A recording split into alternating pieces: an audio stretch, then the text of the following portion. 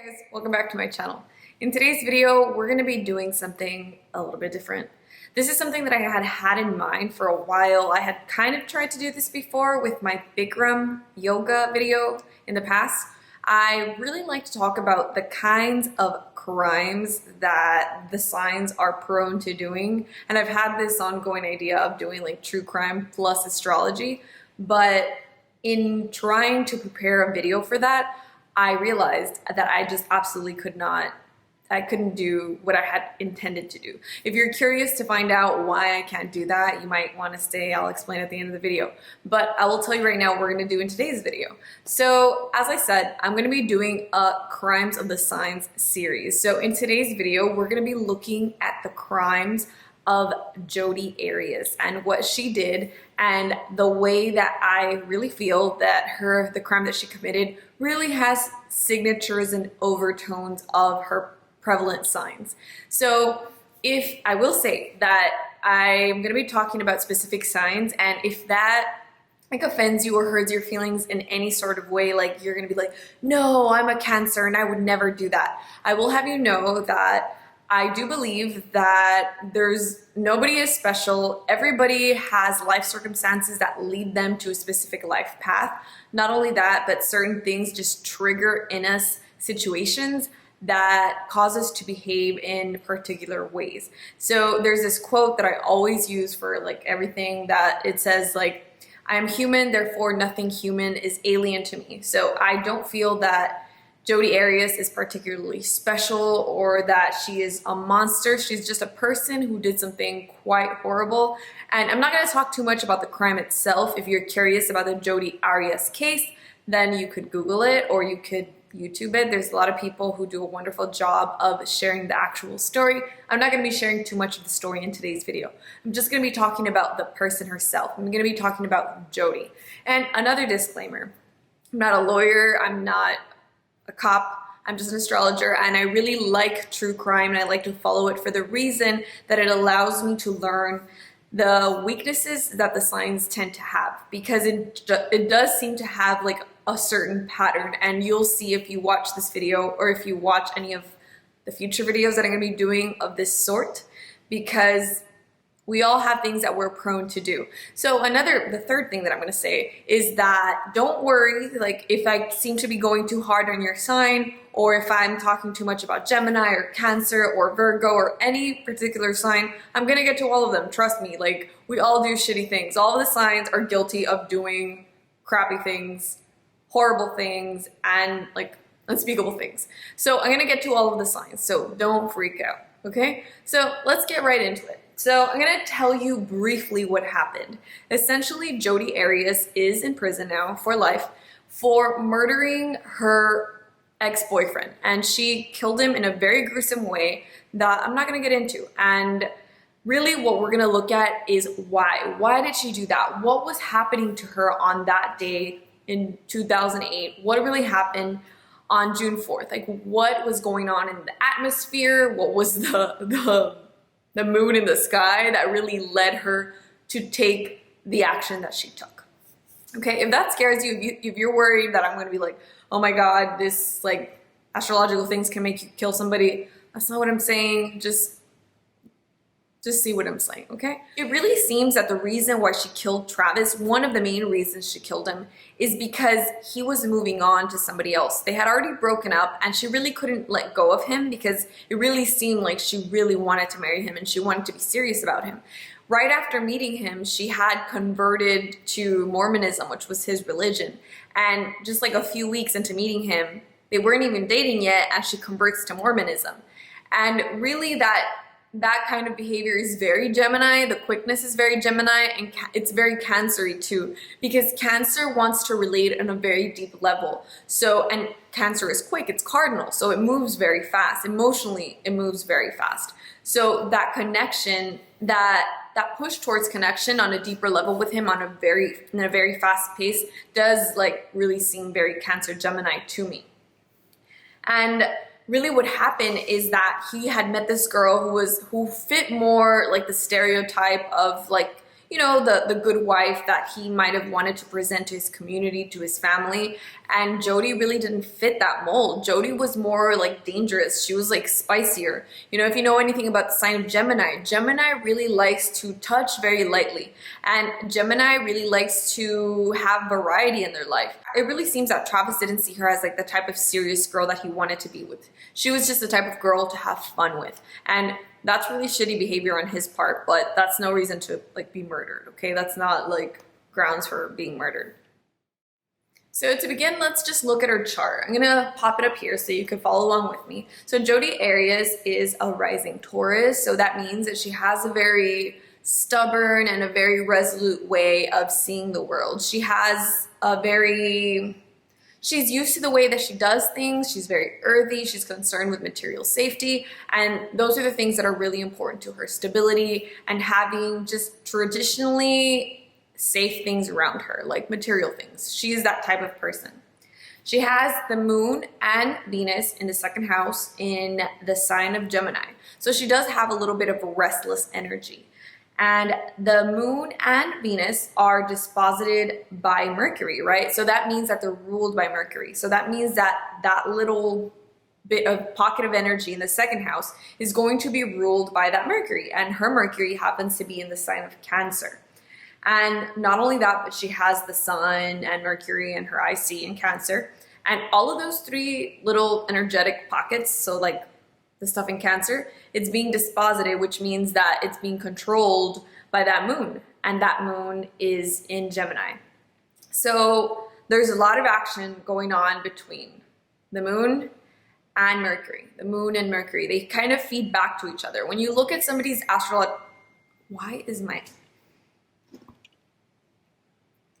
When you look at somebody's astrological chart, you really want to look at how the planets are interacting with each other, and that really can kind of tell you somebody's energy signature that they're portraying to the world, that they're interacting with the world with. They're interacting in the world with. She had her Mars in Virgo, again ruled by Mercury. So she has all of this energy that is being disposited to Mercury and the moon, Mercury and the moon. Okay, and also her ascendant is ruled by Taurus, which is ruled by Venus, and her Venus is in Gemini. Again, everything really leads back to that Mercury. And if you're familiar with this case at all, you will know that JODI Arias really seemed to believe that she was gonna get away with a crime. She really thought that she was gonna get away with murdering Travis. Travis Alexander is the name of her ex-boyfriend who she killed. And she would go on TV a lot, and she would really try to seduce the audience and the jury. And she once said on television, she said, "No jury will convict me." She said it with such conviction and strength, like she truly believed it. And then she like followed that up by saying like, "Oh, because I'm innocent, you know, whatever." But really and that wasn't taken out of context. Like she paused. She was like, "No jury will convict me because I'm innocent." You know, it was like that sort of thing. And people and the media really like went crazy with the case because JODI wanted so much to communicate. She was always talking. She always had a story to tell. Not only that, but when she was interviewed, first she gave one story. She was just like, "No, I have no idea what happened. Like, I wasn't there. I didn't see him." Then her second story was like, "Oh no, I was with him, but somebody intruded and they tried to kill me, and Travis saved me. Essentially, like he saved my life, and that's why he was murdered. He told me to leave." That was her second story. And then after that, she was like, "Well, no, okay, fine. I'll tell you the truth. Like, I did kill him, but it was in self-defense. It was like I dropped his camera and he lost it and he was trying to kill me, so I had to, it was for my life. It was self-defense." That was her third and final story. And that's what she stuck with, and obviously nobody believed her. And why? It's because she kept changing her story over and over again. When you look at the interaction between Gemini and Cancer, you really have somebody who is very powerfully seductive, very powerfully so. And the reason for that is because Gemini is a sign that is ruled by the logical planet of Mercury. But what people forget that Mercury is very interesting. Mercury is logic and your communication and the way that you interact with others. But Mercury can be more than that. It could be nocturnal or diurnal. It's a very versatile planet. It works in many avenues. And I really like to think of Mercury as kind of like your other antenna. So you have your antenna that's the moon that is picking up on all of everyone's feelings, all the subtle energy that's around you, right? That's the moon. So she's ruled by the moon because of all the Cancer, and she's ruled by Mercury, that other antenna that is really picking up all of the information and all of the subtle changes in the environment, a person's like facial reaction or like micro, what are they called? Micro reactions that people might have. A Gemini picks everything up. If something is a little bit off, if somebody's reaction, if somebody tries not to emote, not to react, a Gemini will pick it up and Mercury will pick it up. And she has all of that working together. So she is not only able to connect with people intellectually, she's very smart. And you'll see that when she famously like sparred with the district attorney. Is it the district attorney? The prosecutor. She really like went toe to toe with the prosecutor and she had an answer for every one of his questions. She was very intelligent. She didn't go to college. She dropped out of high school and she went full into being a photographer. So another thing, she really is very artistic. And anybody who's artistic, really what they're playing with and what they are creating really is touching on emotions. All art really is expressing emotions through something physical that you could see or something that you could feel. Okay, like music, you can't see it, but you could feel it, you could hear it. And all that she does, JODI, right, when she interacts with others and when she tries to convince them of her story is she tries to seduce them with her beautiful face because she's really beautiful. And she tries to have a really good answer for everything they tell her. And it is just very telling of being a Gemini Cancer.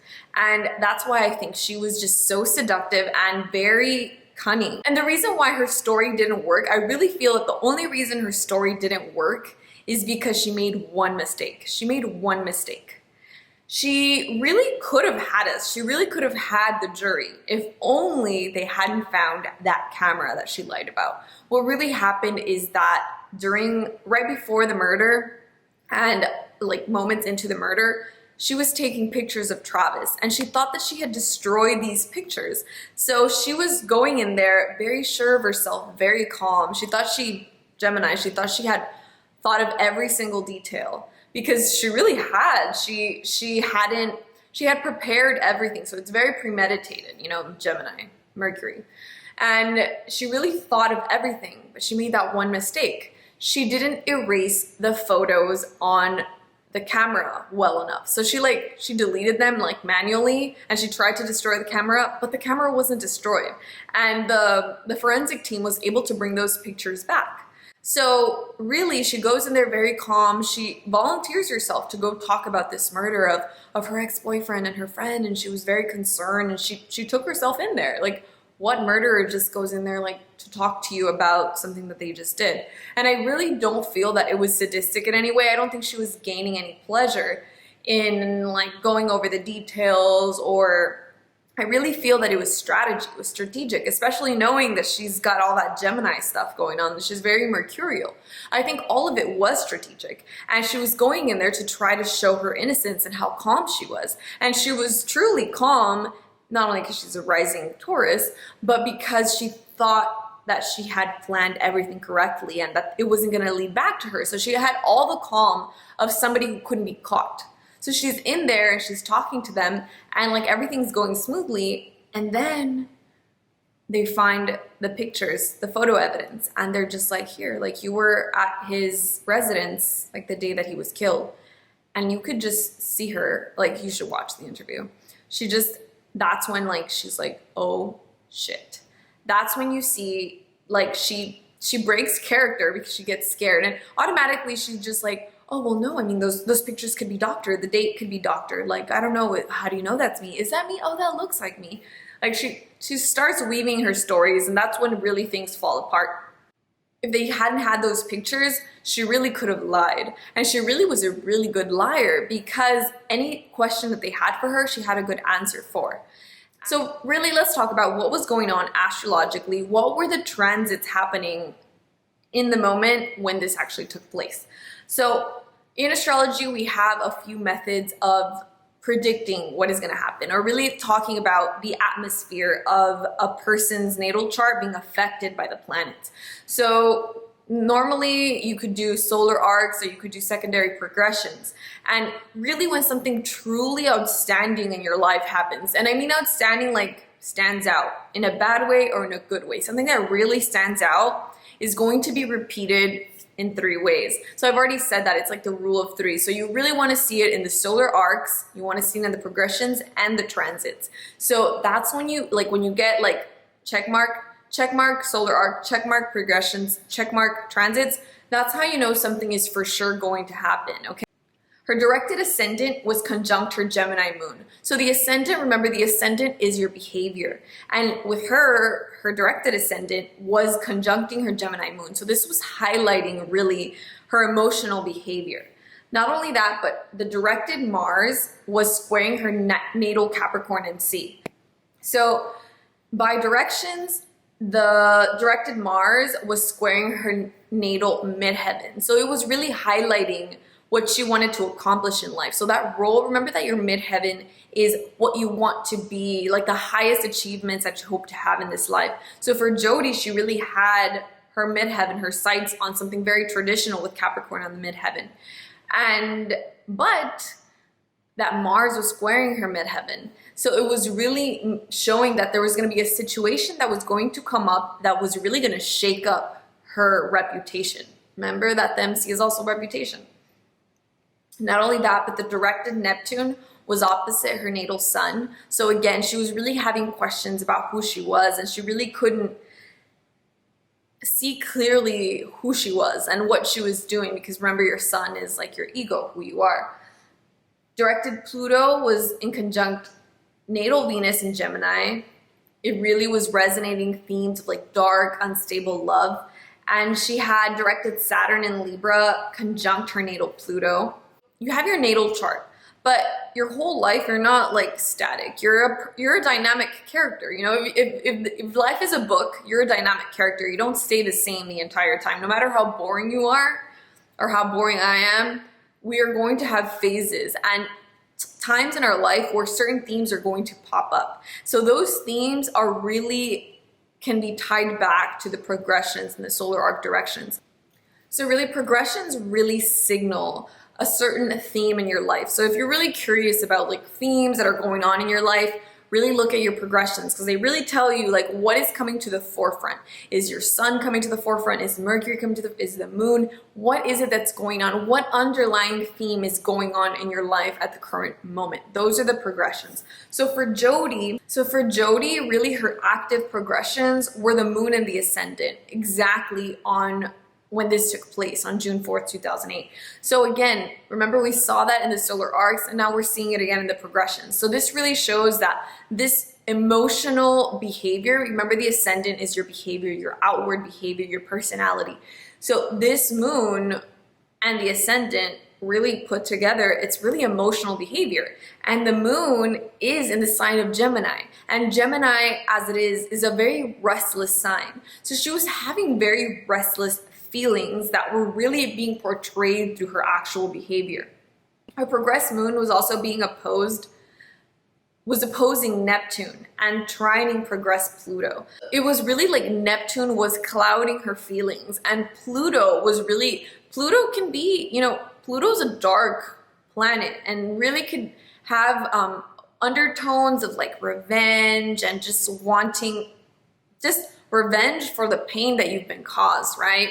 And I really feel that she was really hurt by Travis Alexander. She was hurt by him, so she was feeling vindictive, and she was feeling like she wanted to get revenge to what she felt was done to her. And that is another thing that I've noticed with Cancer, because Cancer is very protective, and really you can't be protective if nobody does anything to you. So Cancer is always kind of on guard for somebody to hurt them. And when somebody actually hurts them, it's just like, you're done. Like, they'll pick it up immediately. Cancer does not let a slight go, because they're very in tune to emotions and to people hurting each other. Like a Cancer will always know when somebody's being mean to somebody else, and they for sure will know when somebody's mean to them. So remember that when you're having a trine means like Godspeed. It means that whatever it is that you're doing is going to be done quickly and swiftly. Pluto was trining the moon, so that means that there was like a quickening going on between Pluto and the moon. So those feelings that she was having of feeling like vindictive through her behavior, because remember it was also interacting with her ascendant, were really going to happen fast, and she was moving pretty fast with all of these things that were unfolding. And lastly, the last thing that I feel like really like put the nail in the coffin was that the progressed Uranus was quincunxing her ascendant. Remember that Uranus is just random and like a stroke of lightning type of energy going on. And when she had this stroke of lightning activating her ascendant that already had Pluto and the moon and all these other things going on in this sign of Gemini that is very edgy. Like Gemini is always restless and on the edge. They're always bored or just very mentally active. And she had all of this mental activity going on, and it was also running through her emotions. So she had all of that going on, and then Uranus quincunxes. So it was just like a very volatile time. So transiting Jupiter was opposing her natal Mercury in Cancer in the 3rd house. So again, remember, this reinforces the mental element that was going on in this whole case. Remember, she really thought she was going to get away with it. She came up with all of these explanations to all of the things that were asked of her. She always had something to say, and she had always ways of explaining things away. Not only that, but Jupiter has a real sense of making you feel righteous in what you're doing.